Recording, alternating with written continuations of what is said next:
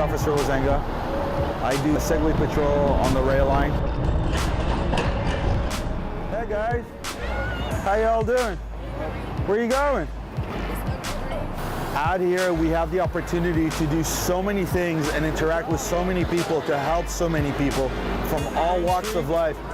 To Central Station, Maine, we get an influx of people from all over the country, and right here on the rail line is the perfect place to meet them. Where are you guys visiting from? Australia. Welcome. How you like it here? Love it. The Segway patrol came about as part of Chief's vision to have Segways patrolling the downtown area on the rail line. The Segways have proven to be very, very effective to be out and patrol.